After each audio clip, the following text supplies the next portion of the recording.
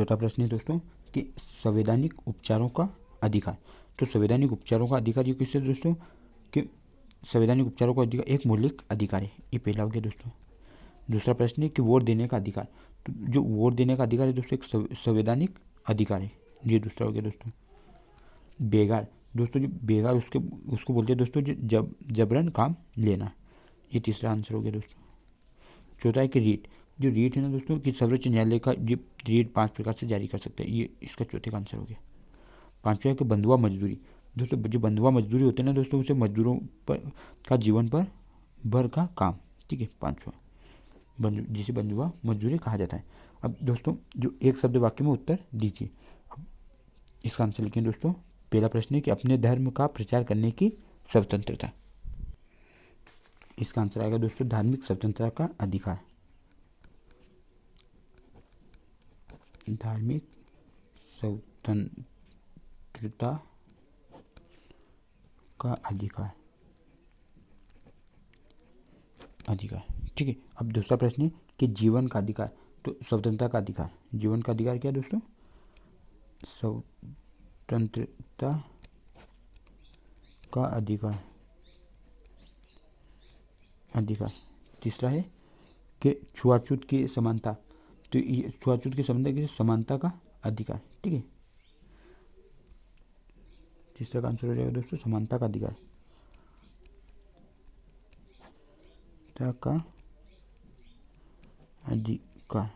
ठीक है।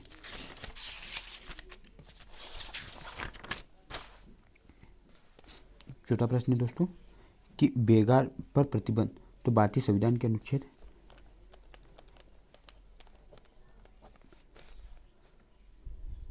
भारतीय संविधान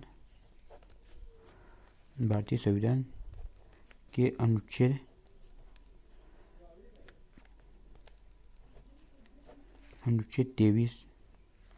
23 में वर्णित, ठीक है दोस्तों। बेगार भारतीय संविधान के अनुच्छेद 23 में वर्णित है। अगला प्रश्न है दोस्तों कि मौलिक अधिकारों को छोड़कर भारतीय नागरिकों में किन्हीं दो अन्य अधिकारों का उल्लेख करें, ठीक है। तो समानता का अधिकार और सूचना का अधिकार। समानता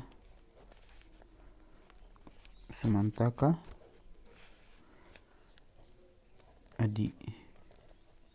अधिकार, सूचना का अधिकार, ये दोस्तों मौलिक अधिकार है, ठीक है। अब पंथ निरपेक्ष से तात्पर्य। तो दोस्तों भारत सरकार धर्म के मामले में तटस्थ रहेगी। भारत सरकार धर्म के मामले में तटस्थ रहेगी। दोस्तों इसका मतलब है कि जो अपने देश या राज्य का कोई धर्म नहीं है, ठीक है दोस्तों, संविधान के अनुच्छेद, ठीक है। सभी धर्मों को दोस्तों समान अधिकार देगा, ये पंथ निरपेक्षता से कि समता से तात्पर्य दोस्तों कि बिना किसी भेदभाव के हर व्यक्ति को समान अवसर प्रदान करने की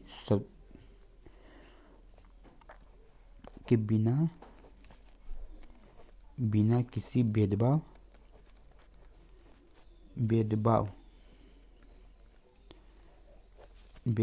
के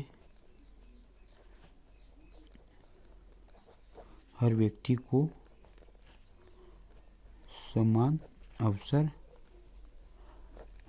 को समान अवसर प्रदान करने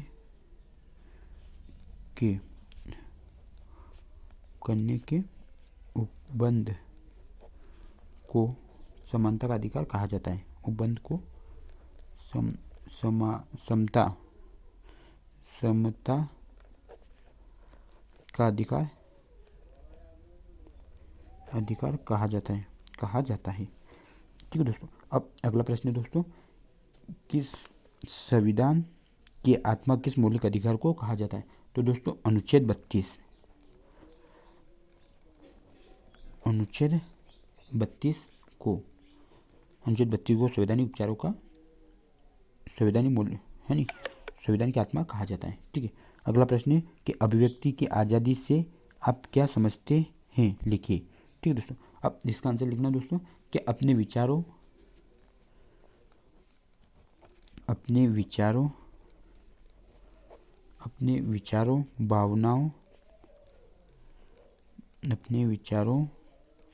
भावनाओं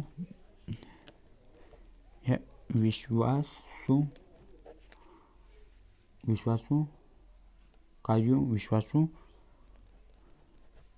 कार्यों को किसी तरीके से जाहिर करना, विश्वासों कार्यों को किसी तरीके से जाहिर करना।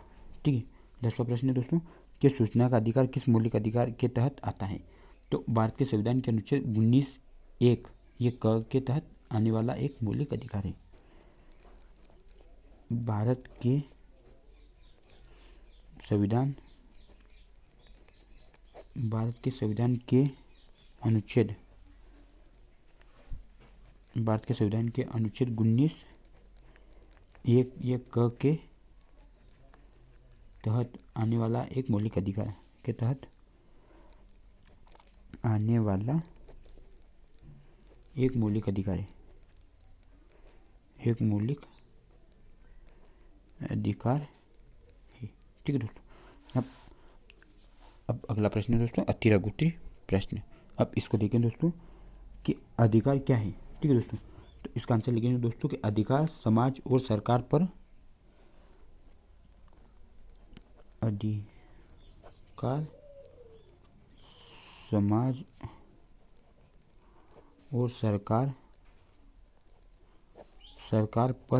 अन्य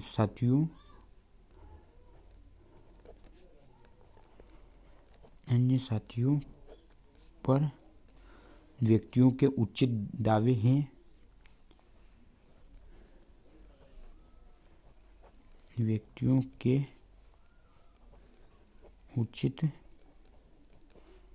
दावे हैं, जिन्हें समाज द्वारा मान्यता प्राप्त और कानून द्वारा अनुमोदित,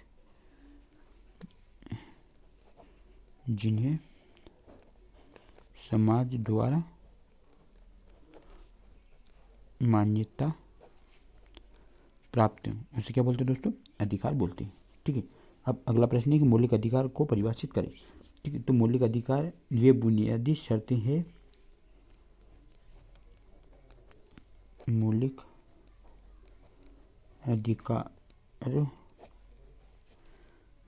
अधिकार वे बुनियादी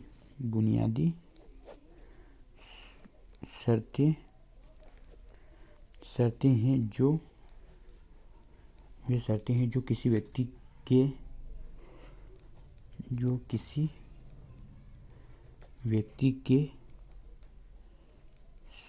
व्यक्ति के समग्र विकास के लिए आवश्यक मानी जाती है, विकास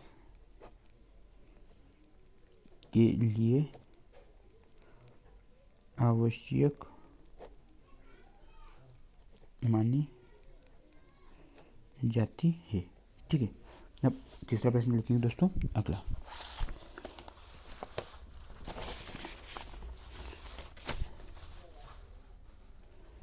तीसरा प्रश्न है दोस्तों कि कानून के शासन को परिभाषित करें।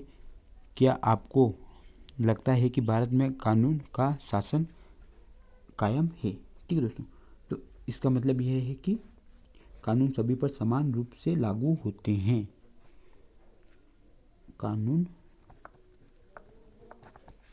सभी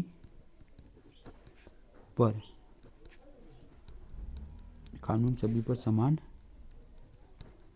रूप से लागू होते हैं, चाहे किसी व्यक्ति की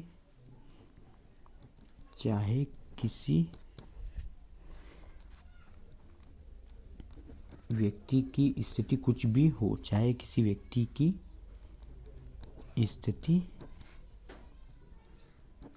कुछ भी हो। ठीक है दोस्तों, चाहे कुछ भारत में कानून का शासन कायम है, कुछ भी हो। भारत में कानून का शासन कायम है। ठीक है, अब अगला प्रश्न है कि धर्मनिरपेक्ष राज्य क्या है। तो एक धर्मनिरपेक्ष राज्य वह है जो किसी एक धर्म को आधिकारिक धर्म के रूप में स्थापित नहीं करता। एक धर्मनिरपेक्ष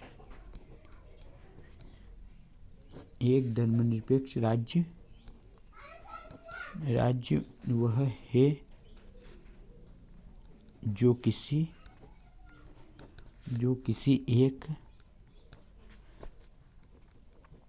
एक धर्म को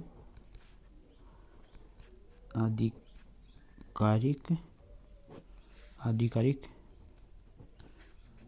धर्म के रूप में स्थापित नहीं करता। ठीक है दोस्तों, अब अगला प्रश्न है दोस्तों कि जनहित याचिका क्या है। ठीक है, तो जनहित याचिका के तहत कोई भी नागरिक या नागरिकों का समूह सरकार के किसी विशेष कानून या कार्यवाही के खिलाफ सार्वजनिक हित की सुरक्षा के लिए सर्वोच्च न्यायालय या उच्च न्यायालय का दरवाजा खटखटा सकता है। ठीक है दोस्तों, अब इसका आंसर लिखेंगे कि जनहित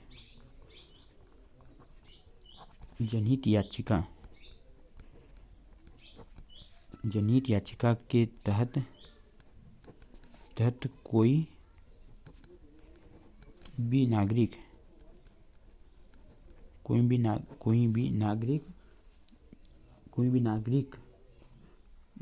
का समूह सरकार के किसी विशेष कानून या कार्यवाही के खिलाफ सार्वजनिक हित की सुरक्षा के लिए सर्वोच्च न्यायालय का दरवाजा खटखटा सकता है। के खिलाफ सार्वजनिक हित की सुरक्षा के लिए उच्चतम न्यायालय का दरवाजा खटखटा सकता है। उच्चतम न्यायालय का दरवाजा खटखटा सकता है।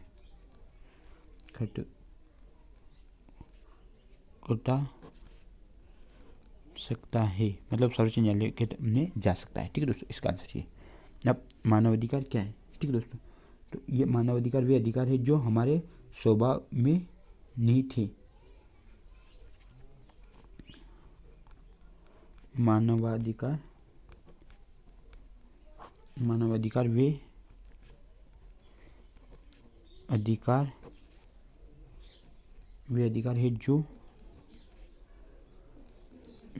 है जो हमारे स्वभाव में निहित है। इन अधिकारों के बिना हम मनुष्य के रूप में नहीं रह सकते। इन अधिकारों के बिना हम मनुष्य के रूप में नहीं रह सकते। ठीक है दोस्तों, अगला प्रश्न दोस्तों के सातवां प्रश्न है कि किन्हीं दो अधिकारों का उल्लेख करें जिनकी गारंटी दक्षिण अफ्रीका व संविधान अपने नागरिकों को देते हैं। ठीक है दोस्तों, इसका आंसर लिखेंगे। इसका आंसर है दोस्तों कि निजता का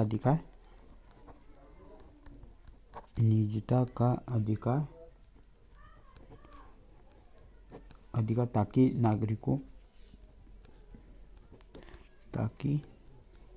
नागरिकों या उनके घर की तलाशी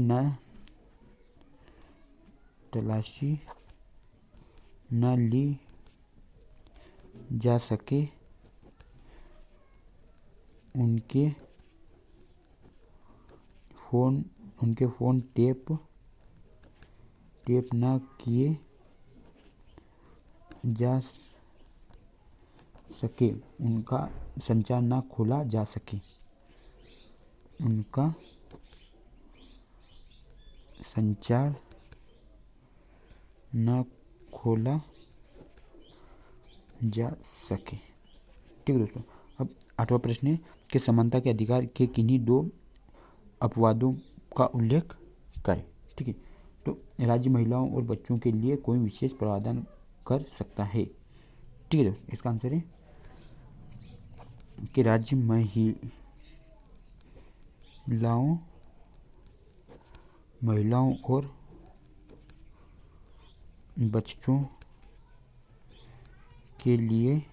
और बच्चों के लिए विशेष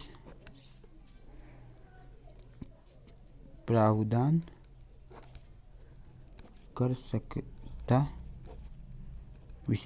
कर सकता है। ठीक है दोस्तों, अब अगला प्रश्न है दोस्तों कि भारत एक धर्मनिरपेक्ष राज्य है, उदाहरण देकर प्रश्न कीजिए। है नहीं, भारत की संविधान सभा द्वारा भारत को एक धर्मनिरपेक्ष राज्य घोषित किया गया। भारत की संविधान सभा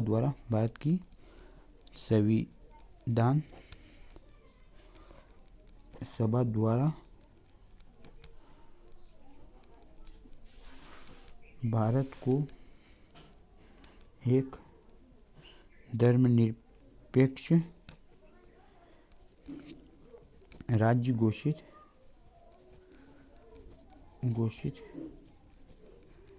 किया गया। इसका आशय यह है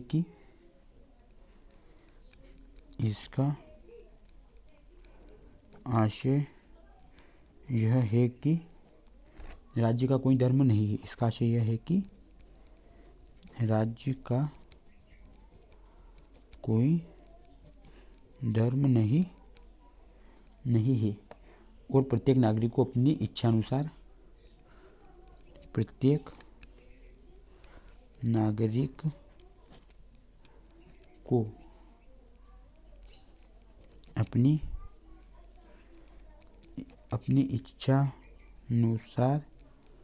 अपनी इच्छा अनुसार किसी भी धर्म को मानने तथा उसका प्रचार करने की पूरी स्वतंत्रता है। अपनी इच्छा अनुसार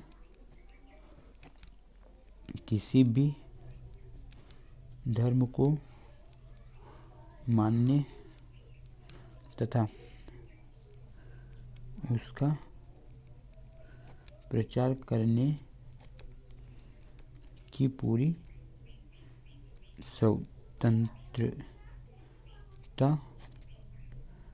स्वतंत्रता है। ठीक है दोस्तों, अब अगला प्रश्न देखेंगे दोस्तों। दूसरा प्रश्न है कि मौलिक अधिकार के रूप में समानता के अधिकार की प्रमुख विशेषताएं लिखिए। ठीक है दोस्तों, अब इसका आंसर लिखेंगे दोस्तों कि इस कानून के अनुसार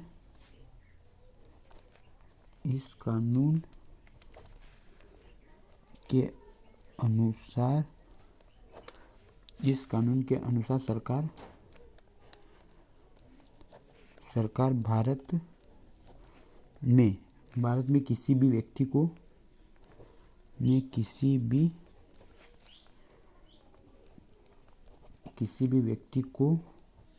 कानून के समक्ष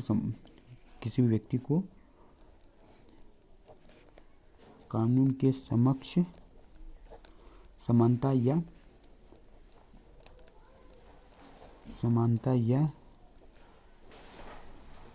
कानूनों के समान संरक्षण से वंचित नहीं करेगी। कानूनों के समान